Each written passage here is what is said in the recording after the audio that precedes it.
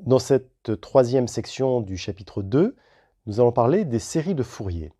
Alors, les séries de Fourier, on va le voir, c'est un exemple d'application d'une décomposition sur une base hilbertienne assez intéressante puisqu'elle permet de résoudre des problèmes d'ingénierie assez utiles, hein, puisque la décomposition du son est souvent faite par des séries de Fourier, de l'image également, hein. Donc, quand vous regardez des choses très importantes comme des vidéos sur TikTok, et bien, typiquement, vous avez des transformés de Fourier qui peuvent avoir lieu de manière à pouvoir vous transférer de l'information de manière numérique. Alors, on a également des applications beaucoup plus importantes, hein. C'est notamment le cas lorsque l'on a des IRM, hein, avec pour détecter des tumeurs. On peut avoir des informations qui arrivent avec des décompositions sur des bases assez intéressantes et assez utiles. Donc, les séries de Fourier, c'est un sujet extrêmement important en ingénierie. Et vous allez le voir, c'est un exemple d'application de ce qu'on vient de faire dans le chapitre 2, enfin dans les sections 1 et 2, sur les espaces de Hilbert. Alors, prenons tout de suite un exemple. On va considérer une fonction. La fonction définie de moins pi dans R par moins 1 si x est dans moins pi 0, et puis 1 si elle est dans 0 pi. Alors, cette fonction, je peux l'étendre par 2pi périodicité sur R, hein, voilà, pas de difficulté majeure.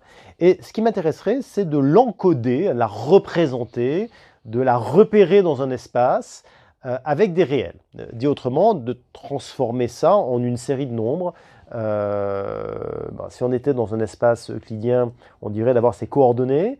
Là, on l'a dit dans la section 1 et 2, on va avoir assez peu de... Enfin, on ne pourra pas la décomposer avec un nombre fini de nombres, hein, manifestement, mais en tout cas, de pouvoir la décomposer de manière à pouvoir l'encoder avec un certain nombre de nombres réels. Bon, eh bien, ce qu'on va faire, c'est que l'on va considérer un espace de Hilbert, H, qui contient les fonctions continues et continues par morceaux de moins pi dans R. Voilà. Alors là, on n'est pas très à l'aise parce que on n'a pas complètement défini cet espace H. On va définir son produit scalaire, hein. Donc c'est le produit scalaire, ça va être 1 sur 2 pi intégrale entre moins pi et pi de f fois le conjugué de g.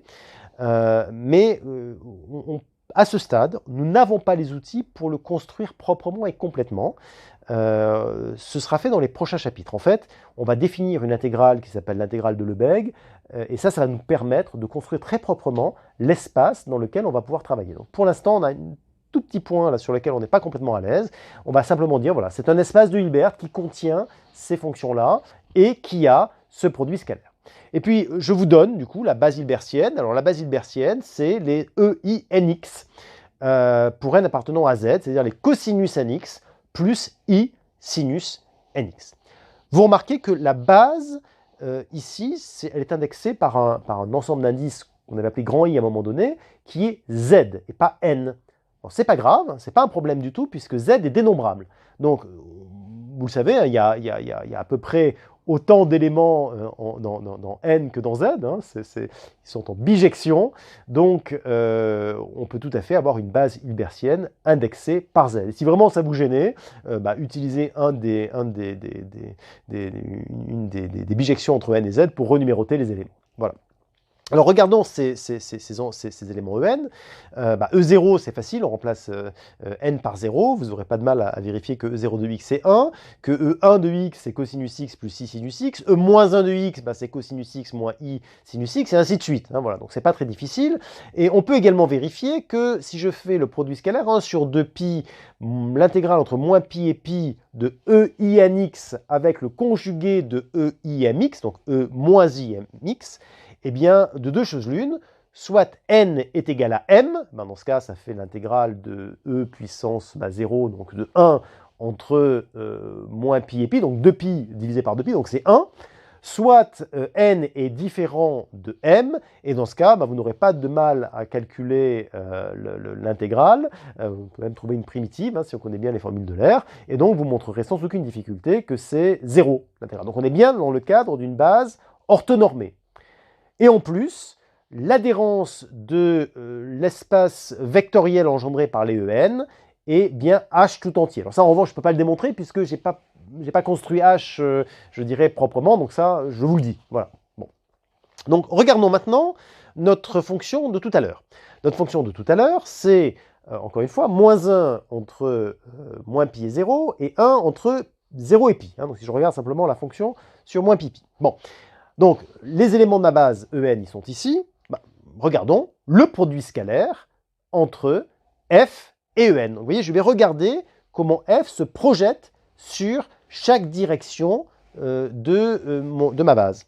Alors regardons, je fais le produit scalaire de f avec En, donc je fais l'intégrale entre 1 et 2pi de... je fais 1 sur 2pi, l'intégrale entre moins pi et pi de f fois le conjugué de En. Bon, le conjugué de En, c'est donc le conjugué de EINX, donc E moins INX, et f, bien comme elle est définie de manière différente entre, 0 et pi, entre moins pi et 0 et 0 et pi, ben autant diviser en deux cette intégrale. Voilà ce que j'obtiens. Et en écrivant les choses de cette manière-là, bon, ben, je remplace f par 1 par moins 1 et f par 1. Je remplace x par moins t en faisant un changement de variable. Et puis en permutant 0 et pi, je refais venir un moins. Bon, je mets tout ça ensemble. J'ai EINX moins E moins INX sur 2i, parce que j'ai multiplié par i de l'autre côté. Bon, donc ça me fait un sinus, et puis là, de deux choses l'une. Soit n égale 0, dans ce cas, c'est 0, soit n est différent de 0, et puis je calcule une primitive, 1 sur n, machin, etc., cosinus. Bon, voilà le résultat.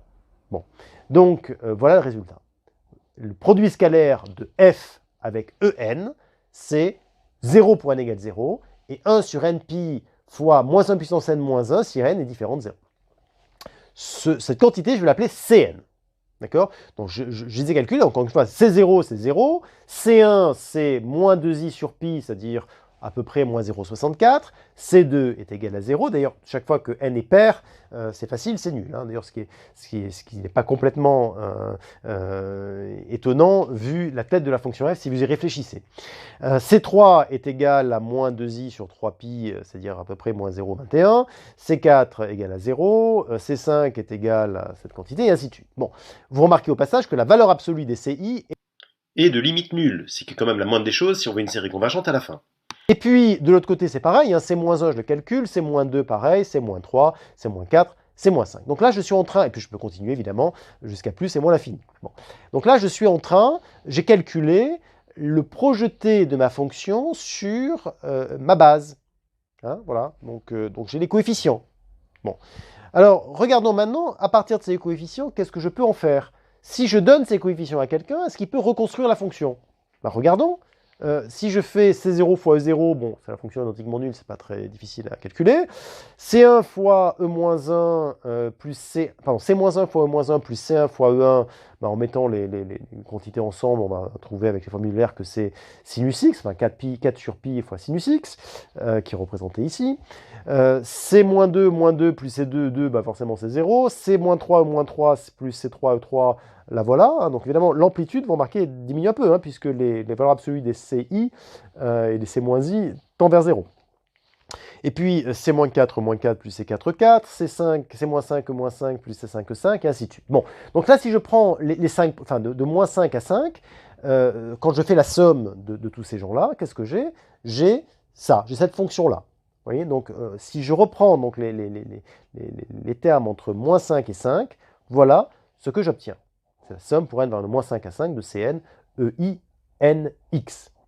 Bon, si au lieu d'avoir pris n de moins 5 à 5, j'ai pris n de, disons, moins 20 à 20, voilà ce que j'aurais obtenu. Et puis là, je vous présente entre moins 100 et 100. Alors, vous voyez, ce qu'on est en train de remarquer, c'est que ce qui est à droite ici ressemble quand même de plus en plus à ce qui est à gauche, qui est notre fonction de départ. Hein. Donc, qu'est-ce qu'on a fait?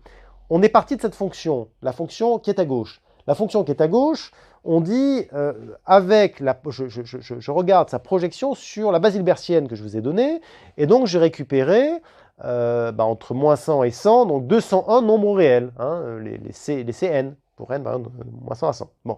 Et bien à partir de ces 201 nombres réels, je peux reconstruire la fonction, je peux la réencoder, si vous voulez, et voilà ce que j'obtiens. Bon. Alors évidemment, une fois qu'on a fait ça sur moins pi, c'est pas très difficile de le faire sur la totalité de R, hein, puisqu'on sait qu'elle est 2 pi périodique. Donc, et voilà ce qu'on obtient. Vous voyez? Donc j'ai pris ce qui est en bas, donc ce qui est reconstruit, par rapport à ce qui est en haut. C'est vrai que ça ressemble beaucoup. Bon. Bon, voilà ce que c'est que l'idée qui est derrière Fourier. L'idée qui est derrière Fourier, c'est de dire, je prends une base hilbertienne. Finalement, comme les CI vont être de toute façon décroissants, si je prends un nombre fini de termes, je ne vais pas avoir une erreur. Vous voyez, ce qui est en bleu n'est pas exactement ce qui est en rouge. Mais si je prends suffisamment de termes, plus je vais prendre de termes, plus ça va être bien, entre guillemets, hein. Et ce qu'on est en train de dire du coup, c'est que je vais pouvoir décomposer ma fonction sur une base. Et en tout cas, si j'en prends un certain nombre, bon, je sais que comme c'est une base hilbertienne, la limite, normalement, devrait me donner la fonction. Je ne vais pas prendre la limite, j'en prends un nombre fini. Mais si j'en prends suffisamment, j'espère pouvoir reconstruire ma fonction de manière suffisamment raisonnable. Voilà, ça, c'est l'idée qui est derrière Fourier. Alors, définition, soit f, une application de R dans C continue par morceau et 2 pi périodique, on appelle coefficient de Fourier de f les coordonnées de f dans la base hilbertienne suivante, EINX pour n appartenant à z, avec le produit scalaire qui est ainsi donné. Voilà. Et on appelle coefficient de Fourier, donc les Cn, ces nombres-là, donc le produit scalaire. Alors attention, comme on a le conjugué de G quand on l'applique à En, donc j'ai un E moins INX, hein, bien sûr. Et ce qu'on a, c'est que la série de Fourier, c'est la somme pour n variant de moins l'infini à plus l'infini des Cn, E, I, Nx. Voilà. Donc une fois qu'on a dit ça, on comprend pourquoi, hein. On a fait simplement la décomposition sur une base hilbertienne de la fonction qui nous intéressait. Voilà. Alors, évidemment, on pourrait tout à fait changer le produit scalaire, hein, pour avoir un produit scalaire un peu différent, si on prend une base hilbertienne un peu différente. D'ailleurs, il y a des gens qui, au lieu de mettre EINX, mettent 2pi INX ou racine carrée de 2pi, etc. Ça change simplement un peu le produit scalaire. Ça ne change pas grand-chose. Enfin, l'idée est évidemment la même, hein, il n'y a pas de problème.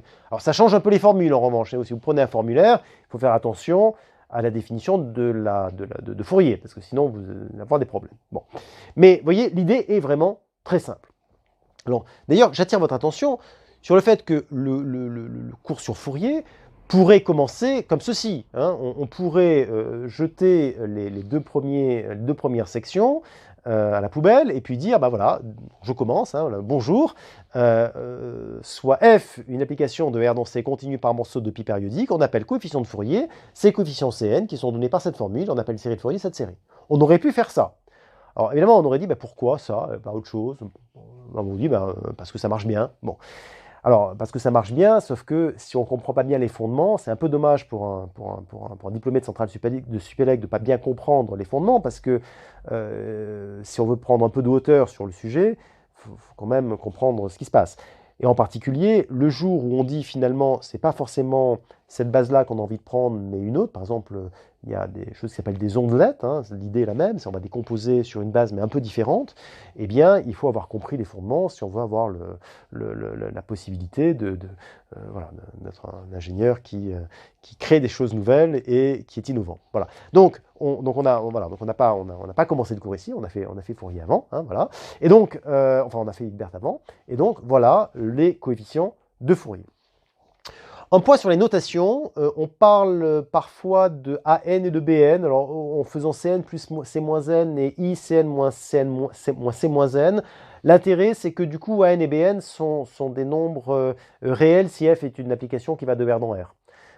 Et d'ailleurs, on peut les définir de cette manière-là, avec les formules qui sont données, la série de Fourier est donnée ici. Bon, c'est simplement une recombinaison des termes, il n'y a rien de fondamental, c'est juste des notations. Alors, une autre notation qui va être utile en revanche dans le théorème qui vient après, c'est pour une fonction continue par morceau, définir f tilde qui est f là où f est continu et simplement la moyenne entre la limite à gauche et la limite à droite lorsque l'on a un point de discontinuité.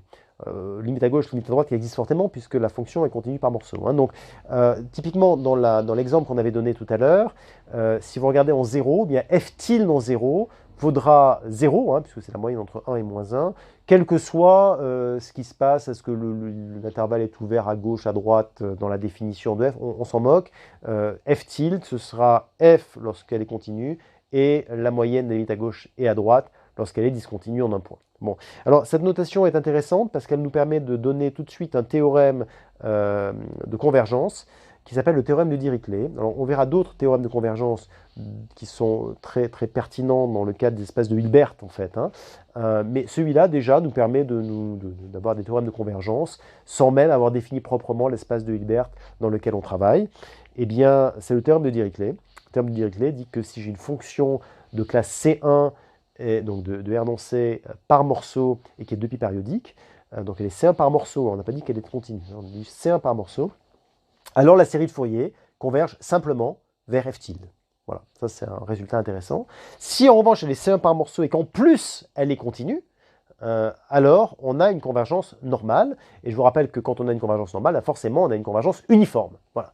Donc ça c'est le théorème de Dirichlet en ce qui concerne les séries de Fourier. Donc à ce stade, qu'est-ce qu'il nous reste à faire vraiment pour être vraiment content de nous? Eh bien, il faut construire proprement cet espace H. Et pour construire cet espace H, on va avoir besoin de l'intégrale de Lebesgue qui va elle-même faire appel à la théorie de la mesure. Eh bien ça, c'est exactement ce qui arrive dans le chapitre suivant. Donc ce qu'on va faire dans les prochains chapitres, c'est nous mettre en rang pour pouvoir, rang de bataille, pour pouvoir construire cet espace qui portera un nom, il s'appellera L2.